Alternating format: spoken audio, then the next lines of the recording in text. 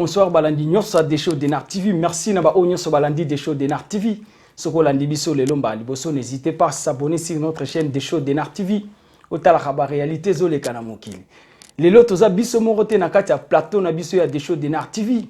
Kasi toza na mosali ya Nzambe awa. Ye moka ko lekana komi se présenter. To ko leka penza ko limbola na ba question oyo ba mama ba lobi des shows d'Enar TV. Lukela biso mosali moko ya solo aya kopesa biso réponse na ba problème o biso tozoyo kapé oyo tozomona. Voilà pourquoi toyambi mosali ya Nzambe na plateau na biso ya des shows d'Enar TV. Toleka kotuna ba question payé azongisi la biso biano. Bonjour moto na Nzambe. Bonjour papa. Merci. Na kolinga toyeba kombo et puis toyeba obengami na ministère nini kati na musala na nkolo. Ok, merci Nkola Zaloku, kombo nangai prophète Serge. Donc logiquement par là, j'ai un ministère évangélique. Mais n'exercera un ministère souvent mingi prophétique par rapport à la mission Nzamba Pesanga. Mais des ministères, je suis un évangéliste. Bien que Batouba Benganga prophète, na télémé loko plusieurs fois d'une manière ou d'une autre, mais tout le monde a un sentiment na bango, continuera à benganga prophète. Ndé tikala bongo. Merci beaucoup papa Nabiso alobi aza prophète te, aza évangéliste, mais a bengami na ministère ya évangéliste. Évangéliste, c'est-à-dire kaka ndenge zalaka biso kaka ndenge to bengaka batu bakoma ko benga ye prophète Serge, mais en vrai il n'est pas un prophète. Aza évangéliste Serge. Mais Aza na don il y a prophétique. Prophétie en fait. Ouais. Voilà. Yé Aza basé na esika wana. Yango tokoleka rapidement na ba question oyo kozala important par rapport à actualité oyo tozana ngo sur le terrain. Oyo ezoko nginda mbutu na kati ya RDC na kati ya communauté congolaise. Ndeko Serge topé évangéliste Serge. Tolingaki to tuna mutuna moko muke rapidement to kende mulaite to ko la penda na mukuse omeka ko limbola ba mama o bazo kolanda des shows d'Enar TV omeka ko limbola ba papa pe ba jeune nyonso o bazo landa des shows d'Enar TV ba meka na ko comprendre problème o eza koleka na banzi oza au courant ya problème o l'équipe na je ne sais pas entre guillemets pasteur Mike Kalambay. Oui, naza au courant na makambo utioleka izoleka ezana no Nathan ya ndeko frère Kalambay ngana bengi frère. Voilà, côté maman ozo ke de na mobulu nde ngwana yo bengi frère ngana bengi pasteur entre guillemets bon côté msusu to bengi pe aza chanteur oui bon chantaka aza chanteur to boita imbaka bon na kolingana tuna moko kaka rapidement ndenge na lobi to ke nango rapidement poto kende mulaite kolanda na ba comportement premièrement ndenge Mike Kalambay a se comporté par rapport à Peniel. Bien que ça ba photo récente et ça histoire est cachée, mais pour l'instant histoire est à la portée de tout le monde, à la vie de tout le monde. Aucun kolobani pour un comportement on a tant que Kalambay un serviteur de Dieu, un chanteur de l'Éternel premièrement et puis andé il veut se faire un pasteur. Est-ce que ba comportement ndenge wana aucun ko jija ndenge ni? Bon, normalement naza d'accord na comportement yandeko parce que un chantre, un serviteur de Dieu, baza ba éducateur des masses. Voilà. C'est-à-dire tango ou les kaliboso bato yembaka oteyaka dans les coulisses, dans l'ombre, il faut d'abord premièrement aux à la série dans l'ombre et puis dans le lieu public il faut à la série. Ndenga na yebsa bato toujours que Nzambe, mingi Nzambe babanga dans l'ombre. Dans l'ombre. Pourquoi na loba bongo? Parce que na lieu public, mutu nyo surtout à la attitude ya kibosanto, attitude ya un homme sérieux d'habitude. Pour la plupart mingi na lieu public ba linga osala bêtise. Nzambe babanga na lieu secret. Voilà. Mais pona eloko ndeko frère Kalambay abeta ki mwasi na ye, en tout cas pona nga de ma part naza ko condamner le Koana. En tout cas naza contre na yango. Parce que biso batei ya koyemba bazali, batei ya ministère ya mate ya prédication bazali et sengeli ko gérer ba colère msusu. Pas jusqu'à ce niveau-là. Pas jusqu'à ce niveau-là. Donc, et c'est là que frère a l'exemplaire. Biso sopet aussi kaka. Tu fais pena basi. Tu vois, là où les gens vivent, surtout en couple, les petits problèmes ne manquent pas. Voilà. Les incompréhensions ne manquent pas. Mais il faut y avoir un rôle ni ngana jouaka. Par rapport à musala ngana salaka. Ceux qui n'agirent boye et retour et osala ndenge nini. N'est-ce pas que rendre batobele ba incrédule. Voilà. Et les lots ozomonake et comme il à niveau c'est la honte pour nous et c'est la honte aussi pour d'autres chantres. Voilà. C'est facile, c'est possible ba douter. Na makambo nzambe ndenge to mona mukolelo batobele bazali ko douter. C'est ça. Donc même si colère et koya, nous sommes des humains, il faut savoir qu'on gérer ma kamsus. Il faut savoir que je pas jusqu'à ce niveau-là au bêta moi si na yo. Non, je suis pas d'accord avec ça. Bosiko, merci beaucoup. Donc, kaka ndenge olobi, tu n'es pas d'accord avec ça. Ba maman penda basilika ki makas, ba maman tout ba condamné loko kaka ba maman te, même biso ba frère, même biso ba papa pe to sepela ki nangote. Et na rolingana tuno mutuna moko rapidement. Siko kozala mosali ya Nzambe. Na ebele abasi nyonso bazo témoigner tout autour de lui. Est-ce que ezopé sa penda dignité, ezopé sa sens à solo qui a un serviteur avec crainte de l'éternel, ou bien Zaka juste cop derrière la Bible pour gagner la vie? Donc, on a répondre Ezali premièrement que crainte ya Nzambe, balobango na monokote ke na banga Nzambe. Voilà. Donc, les actes, il y a une preuve tangible, ils ont prouvé que nous sommes banga Nzambe. Exact. Les actes tangibles. Et puis, là, on a dit que nous avons donc, ndenge mokili lobake mai ningana pamba te, mais des fois pe mai pe ko ningana ngo pe à l'occasion de rire. Voilà. Mai ningani. Donc ngana kolo bakake donc ezana bate belé bazo fingisa kombo ya Nzambe na tanto tozali za tamongo ya confusion ezoye banate qui est dans les vrais et qui est dans les faux. Voilà. Donc ce que kolobake olobike basi ebele ba témoigner, c'est-à-dire il y a des témoignages vrais. Il y a ba makangu nyonso ya zana bango excepté Peniel, même Peniel pas cité bela ba makangu et là ba makangu nyonso pe ba revendiquer que mabe moko kako ya sali Peniel yango pe a continuer ko sala ba msusu. Ah, Bible lobi baloba mabe ba kutuna nango te hein. C'est ça. Bon le quoi yé ba kutie nango. Qui pe koloba mabe au sala rapé mabe yango maintenant ba kutuna mabe yango te. Mais avec le temps ndena loba toujours avant le temps ce n'est pas Dieu, après le temps ce n'est plus Dieu. Mais au temps convenable, au temps opportun, mabe au sala na nkuku suka suka ba kutuna yango. Ndio zomona ke ndio zoloba na ke basi bili bazo témoigner boy par-ci par-là donc pona ndeko yenda yebi suki azo tambola to atambola bien liboso Nzambe to atambola mabe. Mais je pense qu'il y a aussi quelque chose de mauvais quelque part. C'est voilà. Pas pour rien. Toutes ces femmes-là, ce ne sont pas des folles. C'est-à-dire il y a quelque chose. Moi, je ne suis pas contre. On n'est pas contre les frères Kalambay.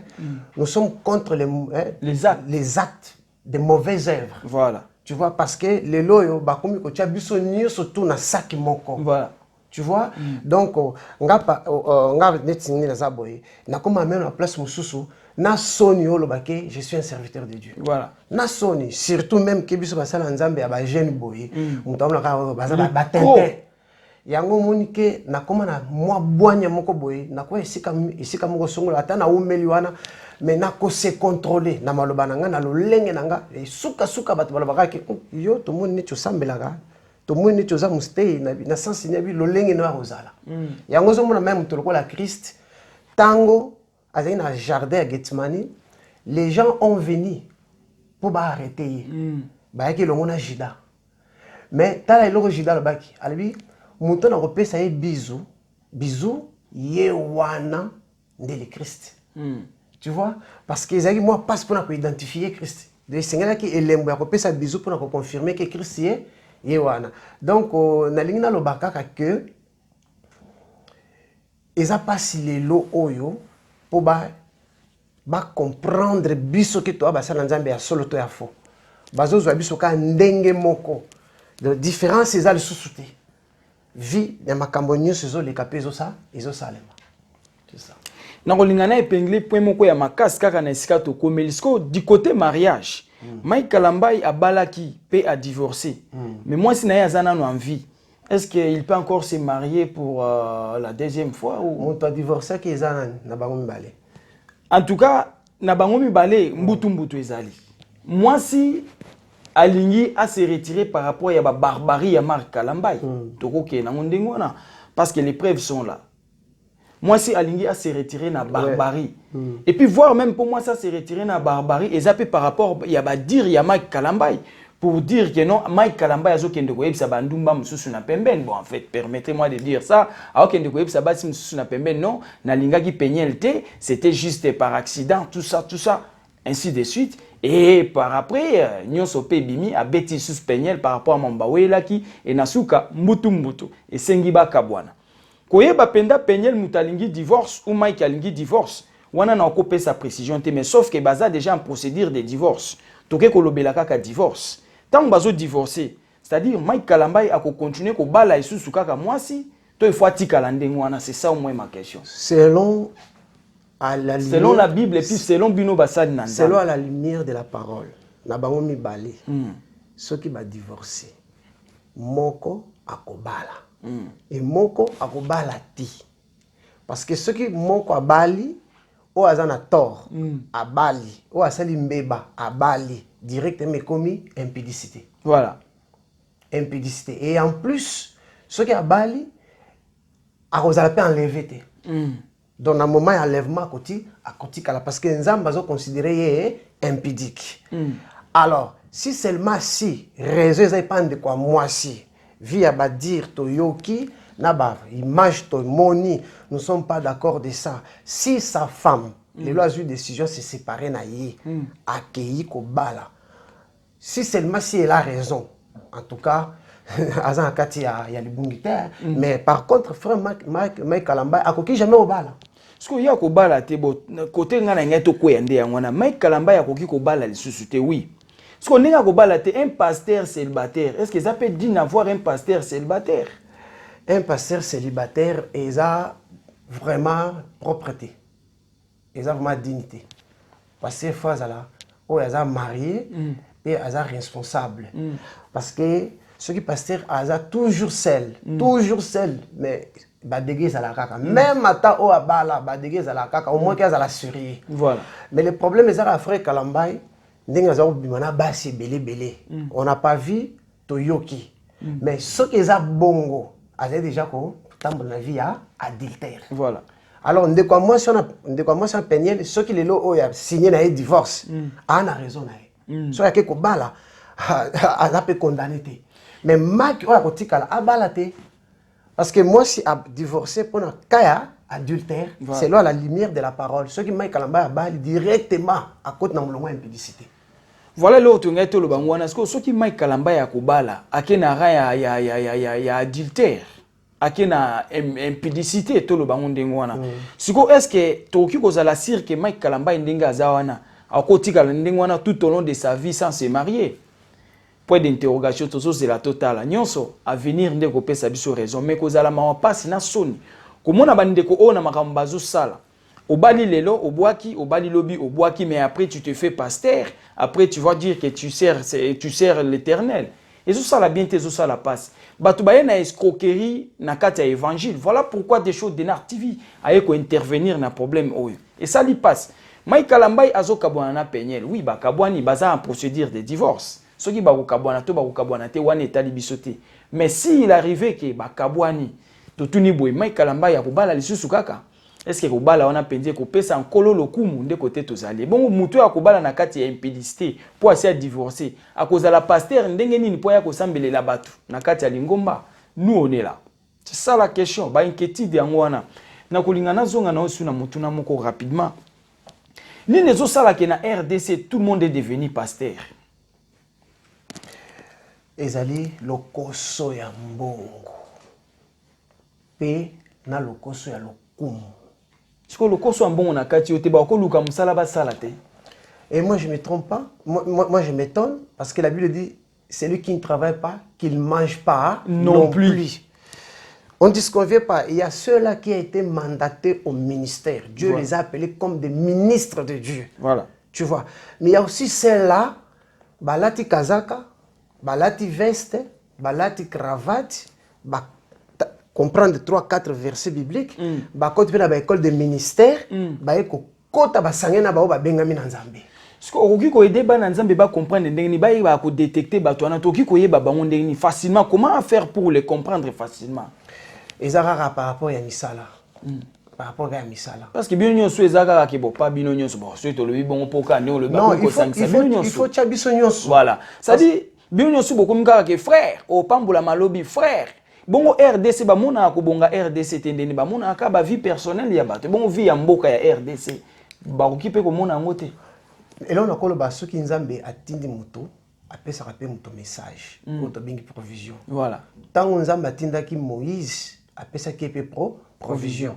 Il y avait des signes où il a qui ça que Moïse a été mandaté et pas à peuple et israélite na kati ya Égypte. Le problème c'est quoi na zongi na mutuna na yoto lo baké mutusto komika pasteur. Donc eza passe pe mawa. Eza na batu mususu oyo ba bengami penza na nzambe mais na benga bango bazala ba ministère prématuré. Donc il n'a pas passé par la formation. Donc nzambe a brisé pe l'anxiété, azano tout fraîche, l'éveil homme est là présent dans sa vie, bien qu'il a le ministère Dieu lui a donné directement pas bimi rebelle et pas père naïe o a formé na makambanza make bandaye église. Yango tozomo na pesa pe moko o ezo créer ba dégâts na makambo ya nzambe. Bon mususu a bengam pe na ministère te. Azaka simple frère. Mais nkolo asali ngolu azu connaissance ya Bible. Mais à cause kaka ya lokoso ya mbongo pe ya lokumu ba honoraka payer ndenge ba honoraka basali ya nzambe akeko banda église. Deux ans batebele babimi ba ministre belé na baza animé na ba esprit moko ya bomoto ba bengami na nzambe te. Biso to bengami na makambo ngo to mona ngo tezaka singanaki na kingo. Nazo kama batu mususu ba yo ya ka lobi ya ba moko ministre. Et puis le problème pesa changement ba ministère. L'homme qui apôtre, comme prophète, comme évangéliste. C'est ça aussi ma question. Il n'y a que des colonels, des bishops, des archibishops, papes. Qui vous donne tous ces titres? Les Arakola, l'amour qui ont commis à bishop, ceux qui sont bishop, ceux qui chopent à mapa. Mais c'est quoi? Mutu moko te azo pesa na mutu ba titre wana ezali biso moko nde tozozo ba titre ngo to lati yango. To lati yango. Donc mbutu ekota na ministère. Voilà. Donc makamanda me ngakutu naza ko encourager batunyo so mo fana ngona bandako na opesa bango raison na opesa bango raison parce que quelque part besoin ba raison na bino mais comme conseil bo fan ndako bo sala ki bonzambe. Tanga Bible, prier banga nzambe. Ceux qui enlèvent 100 000 euros o kende. Nzamba olobate que non. Oh, kimaki, au fandaki, nandako, aux autres d'église, yango monique, moi, à la levée, mais si tu crains Dieu, tu es chez toi, tu crains Dieu, tu marches à la lumière de l'écriture, de la parole de Dieu, tu seras levé même si tu es chez toi.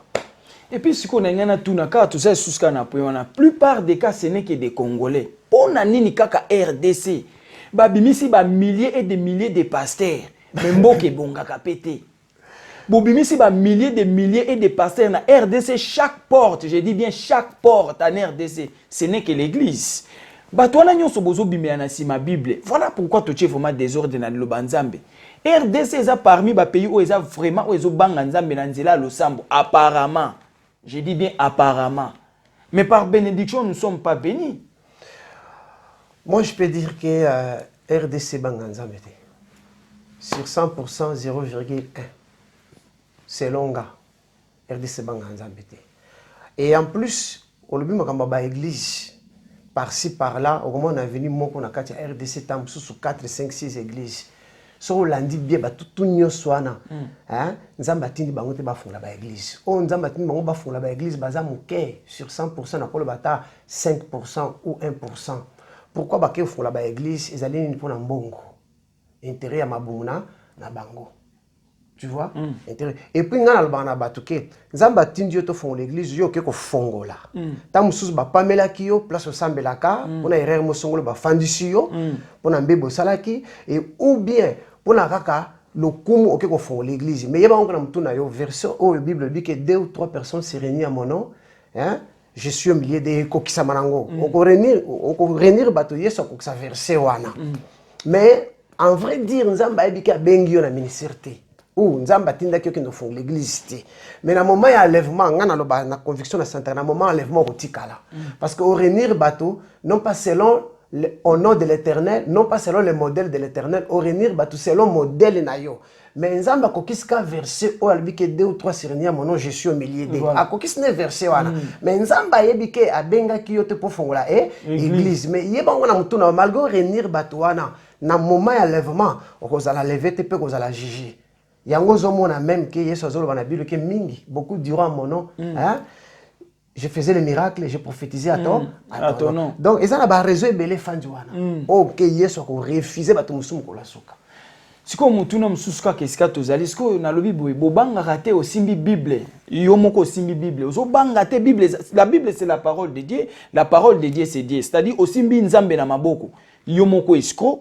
yo moko impidique ozola la bana batu na église ba mama ya batu tout ça na nzoto ya yo mutu moko omiyebi penda ke ozokosa kala to mona batu banda ko banga liloba banda ko banga Bible mais lelo est-ce que bozo banga te osimbi Bible boy oza penda conscient ke ndenge na simbi Bible o na bimaka na mama tel mwasi ya mutu tel ndenge na simbi Bible o na bimaka na mwana ya mutu tel ndenge na simbi Bible biloko nyoso na zolo beza ya lokuta bozo banga nzambe te question vous m'en a ningo répondre à peut sauter nga précisément na loba ke ce qui ministère ba déposer kango na ngana za parmi bato ba nga ba déposer ministère parce que ça singana ki yo mutuzo teya il faut ça non exemplaire Paul a le biboy abi soyez mes imitateurs comme moi je le suis de Christ voilà tu vois donc tant que vous la Bible zo teya ezanga munene na se retrouver na ba place mususu o senti pena na otambola mutabenga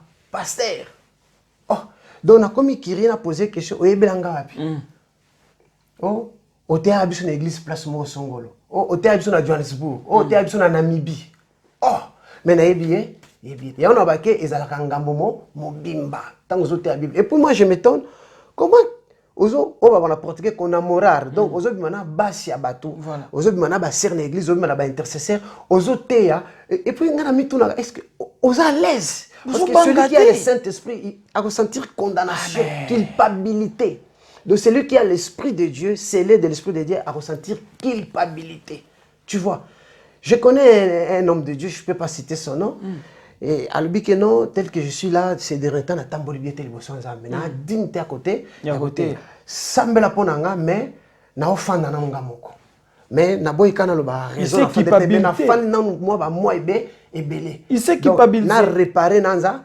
nzambe tu vois yango mon Bible dit London c'est que l'on a si tu es un pasteur impudique un prophète impudique même ba noté tu prêches on remarque même l'église Johanna esprit impudique aux ma casse na fidèle parce que London c'est que l'on a et puis loko comme ata sali ba impudicité ne wana ba mama batu ba na sonité ata ba kangi boy ba na sonité okomona dans les paix des jours aya telemi liboso a cher alobina ba mama alléluia ba mama bazongisi amen te vérité zara moko ba église comme on ba digablo na biso hein cela tina biso c'est-à-dire parce que moi aussi je travaille dans l'œuvre du Seigneur et comme on a un cop et comme on a un cop tu vois et comme on a un cop donc na ibine na ko sa te donc elo na lo ba pona bandimi nano eza pasipé mawa vous êtes vraiment exploité d'une manière inexplicable ça et comme on a un cop et là on yoki ko yebisa ba maman pona esika wana pona point wana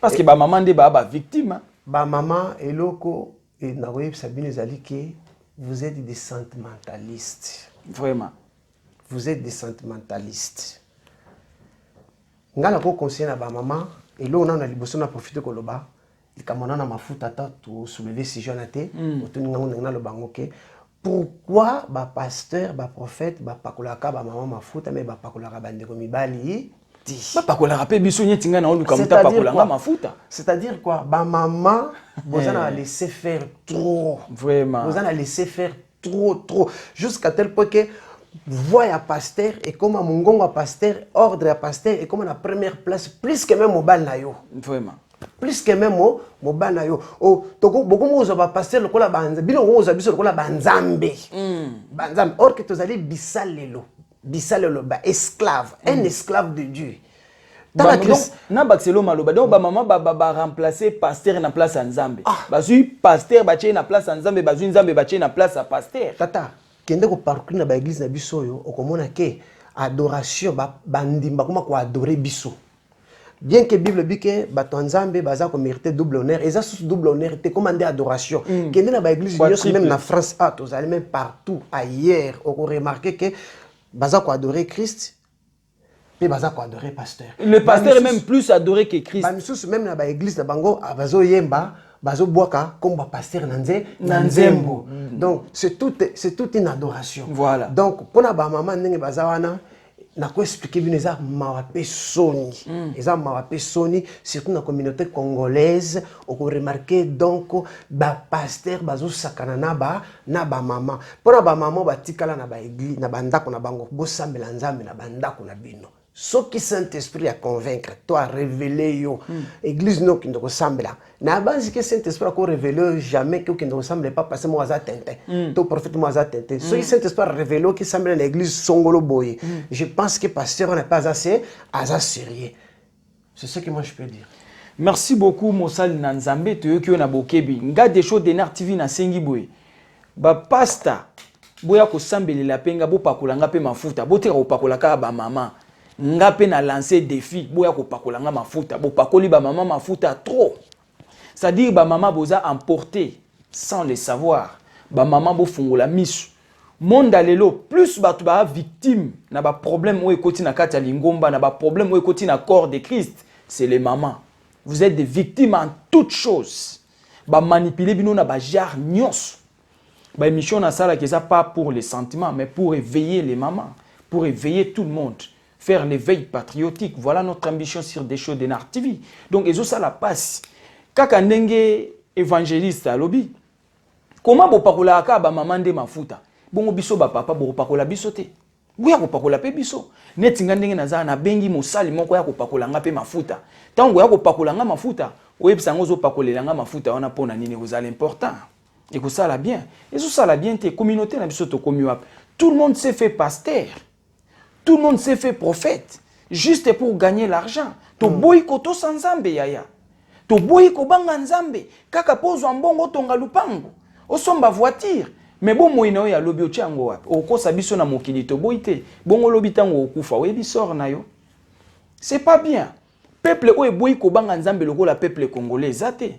Peuple congolais to boykoto sans nzambe. Tous les frères de l'église aujourd'hui pasteurs, on est où? On est où avec les pasteurs? On est où? Biso tango to okola to mona makambo te. Je répète à dire, tous les frères, aujourd'hui les frères congolais, tout le monde est pasteur, tout le monde a son église. On est où? Juste kaka po yo po ngoso mbalupango. Batu ba moni nzela ya pete ya kozwa vie, ya kolia na pete ya facilité derrière la Bible, derrière l'église. Ya eza mawa. C'est-à-dire, toi ba kososula nani azali dans la volonté de Dieu et nani aza na volonté ya diable, à la volonté de son ventre. Faut to sosola. Ba mama to fungola miso to fungola matoi. Yango Bible lobi ozana matoi mais ozo yoka to ozana miso ozo monate. C'est ça, nous on est là. Rien que la vérité. Tout ce qui ndo chité na mutuna moko ya suka to ke na kosi sapoto ke ndebelete. Na linga ki o répondre biso par rapport ya pardon ya Mike Kalambai. Au juger pardon, bon pas au juger. Au ki kolobani par rapport ya pardon au Mike Kalambai ya ekosenga tant qu'un serviteur. Nga nazo ke na ndengwana parce qu'il s'est fait déjà un serviteur. Aza déjà na tendance. Il y a aucun comme un serviteur. Par rapport à pardon au yaeko senga devant ba maman nyonso ba rejeter. Ba tout ba boy pardon na parce que ayeko senga la pardon na yebité ponga na lobana nte mais au juger pardon na ndenge nini. Donc frère Mike Kalambai singele azalaka brève. Makambo za clair et net kolobaka ke bolimbisanga ba maman. Vraiment. Bolimbisanga na famille ya Peniel. En tout cas, ndenge na blessé bino. Voilà. C'est tout. Mais na landa ki ngoma muke na fandi na discerner, na comprendre que les bien-aimés a un peu animé l'esprit à orgueil. Ils a orgueil mobo et il a ti couverture ya humilité. Ndenge to loba ke ba or plaqué hein. Voilà. Donc on va juger or di bende ba ti or mo ba la décision ni likolo. OK. Donc on a coloba que je ne suis pas contre frère Mike Kalambai, mais Tozo parlait des choses qui est vraiment réelles. Je ne suis pas contre. Azaï vraiment, frère Moko, Nalingake Mingi, Aïm rappelle bien, mais j'ai pardon à Azaï na moi justification moko boye, net moi raison moko boye, kolika ko embellir net lo mo boye net kolika moi raison moko boye net netité, fallait à la bref que même si attends la sœur Peniel mutunda Zaki, mais je pense que la sœur elle n'est pas folle. Elle n'est pas folle. Donc elle avait déclaré ses droits parce que aux ambal naé tant mon clarté faloba. Tant ayoki mon koyoka yoka mingi pe moteme s'explosaka. Ah mutu. So peut-être s'exploser na maloba naé tant souza par rapport à onyo sayoki azai ko akimili. Tina niveau aux beta c'est pas ça et en plus pe pardon na eza pardon mon kenda qui direct mais puis nalandi pendeza pardon mon ko animé avec orgueil. Voilà. Avec orgueil pe ngana loba pe pour na mona ki jour na remonter hein. Azo quoi sabato ote atema ikalamba ya quoi sabato mabe. Écoute, Nzamba, il y a ceux-là qui a été appelé comme chantre, il y a ceux-là qui a été appelé comme diacre, il y a ceux-là qui a été appelé comme ministre de Dieu. Voilà. Donc là on a comme le lot batey ba yembi surtout bazokuma batey. Ba yembi surtout ba comment font là-bas ba église. C'est bien, ba église ko font manango. Kuna bo comprendre mbongo eza na simatonde na bungiso ma. Ba comprendre. Va comprendre des choses parce que un chantre a un ministre ministre il y a tant ministre il y a ministère un chantre a un serviteur au service il y a koyemba ministère c'est autre chose nzambe na ngai tala na bandi makambo nzambe na âge ya 16 ans 15 ans précisément na église il y a passé Ngoyi Dominique na résurrection na Lemba tout ça par ba yebinga ba yebi. Même passer sur Zolandanga, à raconter bien que pour la moi, tu vois. Donc, vous avez parmi éléments, premier élément où il y a bandi église. On travaillait là. Mais aujourd'hui, à mon âge, j'ai presque 23 ans, 24 ans et quelques dans ministère. Donc, on a vivre différents ces années. Le bana nkoto bi omonaki peme Mike Kalamba ya zo sambelela bato. Ngana sepeli na koto na parce que ngape na monaki azo ko isande bato.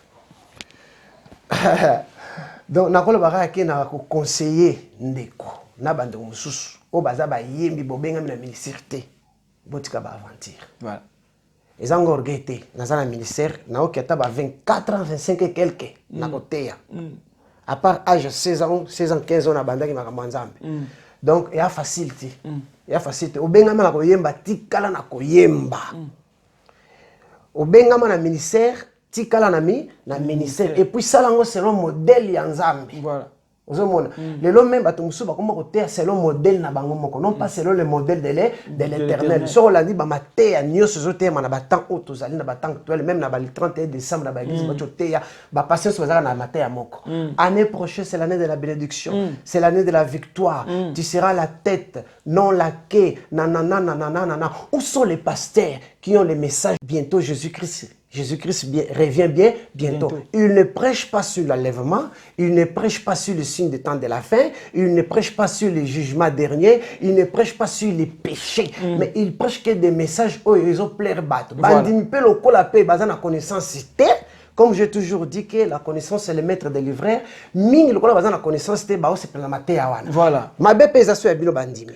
Ceux qui ba komo te abino sur le péché boki l'église. Ceux qui bazo te abino sur la victoire, le succès. Oza Joseph Avina yo nanana boye boto botondi. Après si mana ope ba tafuni bino également.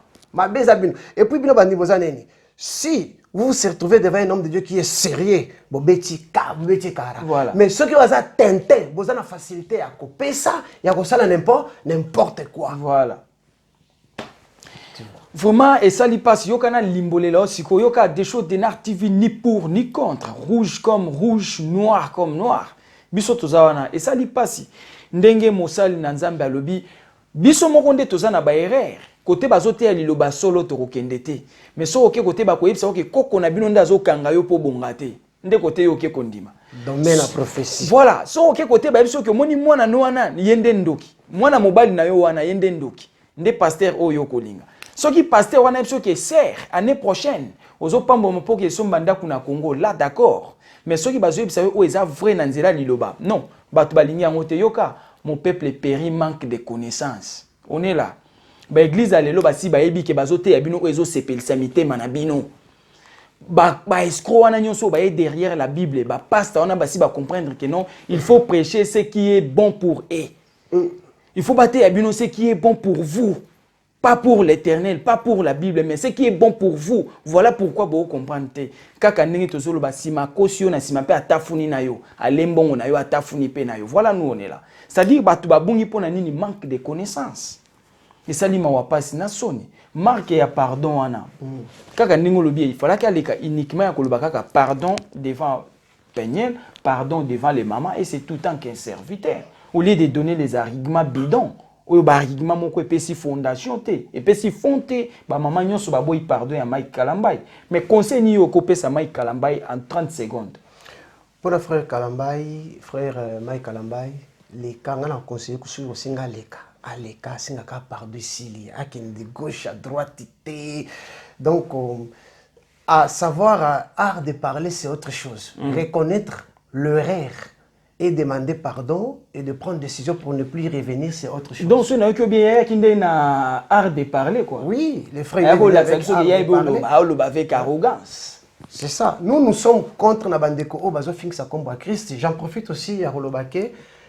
Et Mikolote Koleka Naza Kosambela, Nabutu, Nazaki ba message pour na serviteur ya Congo, Nazaki ba message pour na église corps de Christ voilà au bazala lever dans un ko prier nzambe tant na sisi ko prier na yeko za vision na kati ya vision na ke komona pasteur Ngoyi Dominique na kene ko luka na sola na ba problème nanga na zena besoin na zoa na zala bien tant na côté na église ya mbinga na bureau na bandi ko expliquer bala moko bisinga zonga lobby na RTL na ko prier pour na R apesa kinga lobby tant na yeko ya na côté na mi côté na église te na so na porte Natal na kati ya église amona batu belé na kati ya église bafanda ki groupe par groupe batu nyonso bafanda ki groupe par groupe bazaki bato bazaki na ba problème ya kobota ya musala ya voyage ya visa pour na voyage libala makambo ebele ngasko na milo beli na tema na porte ya église na lebi oh ayebisa kinga na ya lelo pour prier pour nanga nzonga nde ya rendez-vous apesa nga lelo toza ebele nde apesa ki biso je pensais que j'étais seul je suis seul Bamongo na tema na porte église amoni pe azoya pasteur Ngoyi Dominique azoya na basala na mususu alikinga na porte atalinga nga pe na tali ya lobelo otalikinga koti na église mais na kati ya église bureau pe zai na kati ya église akoti ya fandi ngala bani ko yima na motema na temika na porte église abi sakinga na ya lelo asambela pona nga pona ba problème nanga mais ndenge nini amoni nga kipenga te kalate na moni frère moko ayi pembe na nga chenga musaka abi passer atinga na lobana OK Jésus Christ revient bientôt na linga lobana batuke eza message pona biso nyonso marchons dans la crainte de Dieu, tout ce vie à qui tintin. Parce que enlèvement que ça la makala mingi et puis on peut savoir nos signes. Bible peut savoir date enlèvement. Mais ce qui est bon Israël à côté na guerre na Syrie. Bah déjà na batamu ya ba guerre froide. Ce qui est à côté guerre na Syrie, na quelques pays ba Moyen-Orient, ba quoi appuyer Syrie en coalition na Syrie. Ce qui est à côté ka guerre. Après guerre wana na ba période d'enlèvement au Salem parce que tous les signes attendent de la fin au sur le baki avant enlèvement mieux c'est ça au Kokisama tout le monde a ba tsunami même na kati ya 2020 au tozali ils en a quelques pays mususu ya Afrique ba tsunami au Salem ozomo ya on ozomo na ba passer que boza na ba message de l'air boza na ba message de l'air tout ka ba message ya ba intimidation to comme relata ba sultani na ba kan na ba chapeau ba pape. Donc, biso tozali ko critiquer ba catholique, balata ba ekulusu na ba sultani, ka biso to ngo lata ngo, monde ke toza ba aventurier, pona suki salimbi sa mtu nzambe, et message monsieur ezalaki na fin ya année prochaine et année passée nazali ko sambela en pleine prière, nzambe ko révéler nga na yeko na vision évangélique ki jamina. Nazali tambola dans une vision, na tambola na simba ki livre, un moment donné à zu livre à l'équipe première page. Na monisco photo ba photo fongoni nezaka livre na ba photo mais ya bato ebele mais likolo ya bato ezali na makonki ezali na makonki bala mongo to tambola na tunya bia nde nini dessin oyo ya bato ebele boye na moni makonki likolo ayebi singa bi makonki ezali ba serviteur ya Congo RDC ayebi singa ba makonki abi ba photo ezali ba serviteur ya Congo ya RDC mais makonki ezali likolo ya mituna bango ezali épidémie ezali ba flow eza colère ya nzambe Voilà. donc mikolo koya nzambe aobeta basala ebele oyo bazofingisa bazokisa soni na Congo il y aura des morts surtout ya ba serviteurs même na basala nzambe minene otoyebi na basala nzambe ndenge tolobaka ya mike Voilà. donc bakobeta mana ndenge moko santé ezala ba mort subite na ba maladie moko ebele incurable ba okufa Voilà. seulement ba o ba ofingisa nzambe kolongola bato ebele na profiter na transmettre message wana au lieu tote ya ba futilité ka ba matin ya bénédiction donc eza ma mingi 10 secondes de réponse. Pour nous, beaucoup de ceux qui te lobby, ne touchez pas mes ouins. Ne touchez pas mes impidiques ou ne touchez pas mes ouins. Parce qu'un ouin ne peut pas être un impidique. Ceux qui te lobby, la vérité, besoin que ne touchez pas mes ouins. Parce qu'un ouin impidique pas à la question, 10 secondes. Et là, on a expliqué que tout Dieu me l'a versé mon sous-souté. Bazo juger Bokanga biso clé wana ceux qui te lobby ne touchez pas mes ouins. biso baza ko attaquer biso par rapport ya ba misala na biso. Tozo porter ba fruit digne de la repentance. Or par contre que mutu mususu po côté a été mais andimeli Yesu par rapport ya façon na ko vivre. Tozala ko fanda na église, tozola na kati église catholique. Tango biso to na poto tola na église catholique. Ba place olala ezala te. Tozaki plus de 150 personnes. Voilà. Mais quelqu'un m'avait dit, je me suis habitué que yo, na mon étoile à pasteur. Non, c'est moi qui avais dit à un pasteur, il s'appelle pasteur Jean-Claude JC. Ngam na ebisa na bina mon étoile à pasteur. Abi ebi ndengeni. Akasa que zali révélation. L'habité na mon osa différent na batomsu. Tu te comportes d'une manière différemment, aux autres se comporter bien. Abi oui, n'a pas pasteur. C'est-à-dire que façon na yo. Il y a que se comporter sans hypocrisie, qu'il y a se comporter à la tisse kazaka, il y a piété. Voilà. Donc, façon de se comporter, si tu es vraiment sérieux dans l'ombre et dans le lieu public, tu vas la facilité en déménanza, c'est le bateau comme incrédit les abisso. Biso de to bomi foi ya bateau. Ba passe-temps, bobomi foi ya bateau. Ce qui va te comme incrédit les apona ba passe-temps. C'est-à-dire bolongola lokuta lisima ya Bible eza malamu te bozo bebisa corps de Christ biso tozala ki wana TV eza ngonga to komi na suka o ezala ki essentiel ya wana tolobi moi dédicace rapidement na ba oyayo moi mbote sala bango bien. Merci na pesi mbote na moi nanga adasa na ngake mingi jeune lion et puis na pesi mbote mingi na apôtre Ezekiel Isiana ce qui azaki pe moko ya ba maître nako ba ke maître j'ai appris aussi des choses de Dieu auprès de lui.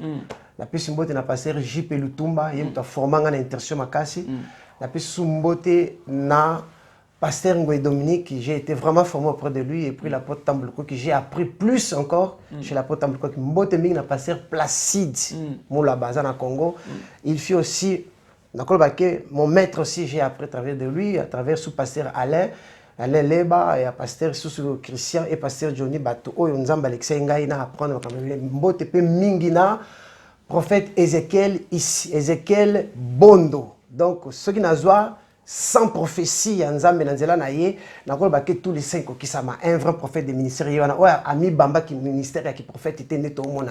Voilà. Okay, merci beaucoup. Nabanzi Bolandi Nabokebi. Oazana Matoya Koukasa Nini Oyoki.